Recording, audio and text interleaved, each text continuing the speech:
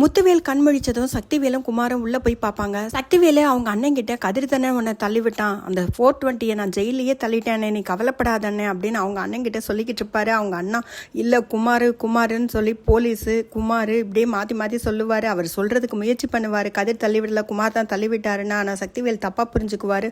கதிரை தான் வெளியில் வரவிடாமல் உள்ளே போடணும்னு அண்ணன் சொல்கிறாரு அப்படின்னு புரிஞ்சுக்குவாரு. சக்திவேலும் குமாரும் வெளியில் வந்துருவாங்க. குமாருக்கு ரொம்ப பதட்டமாக இருக்கும். என்னதான் பெரியப்பா மேலே பாசம் இருந்தாலும் பெரியப்பா மட்டும் உண்மையை சொன்னால் நாமல்ல ஜெயிலுக்கு போகணும்னு என்ன பண்ணலான்னு யோசிச்சுக்கிட்டே இருப்பாரு. சக்திவேலு குமார் கிட்ட நீ போய் போலீஸ் ஸ்டேஷனில் போய் சொல்லிட்டு வா அப்படின்னு சொல்லி அனுப்பிச்சி விட்டுருவாரு.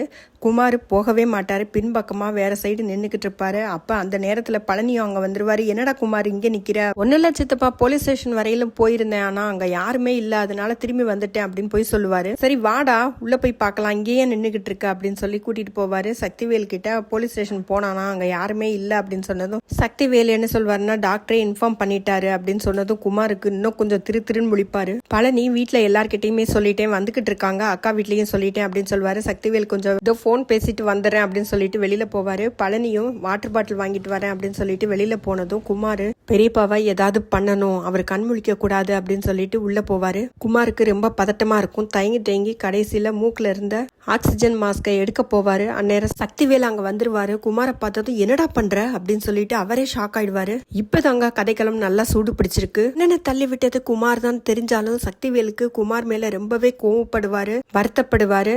ஆனாலும் கடைசியில அண்ணனையே கொல்றதுக்கு அவரும் திட்டம் தீட்டி தர்ற மாதிரி தான் இனி வர எபிசோட்ஸ்ல இருக்கும் நான் எதிர்பார்க்கிறேன். ஏன்னா அண்ணன் பாண்டியன் குடும்பத்தோட ஏற்கனவே நல்லா பேசிக்கிட்டு இருக்காரு. தங்கச்சி பாசம் பொண்ணு பாசம்னு கடைசியில எல்லா சொத்தையும் அண்ணன் பாண்டியன் வீட்டுக்கே எழுதி வச்சுட்டாருன்னா என்ன பண்றது அப்படின்னு சொல்லிட்டு மகனை காப்பாற்றணும் அப்படிங்கிற காரணத்துக்காகவும் சொத்தெல்லாம் பறி போயிடும் அப்படிங்கிற காரணத்துக்காகவும் சக்திவேலே குமாருக்கு கொலை திட்டம் தீட்டி கொடுக்கிற மாதிரி கூட வரலாம். உங்களோட ஒப்பீனியன் என்னன்னு மறக்காம கமெண்ட்ல சொல்லுங்க. உங்களுக்கு இந்த வீடியோ பிடிச்சிருந்ததுன்னா மறக்காம சப்ஸ்கிரைப் பண்ணிடுங்க.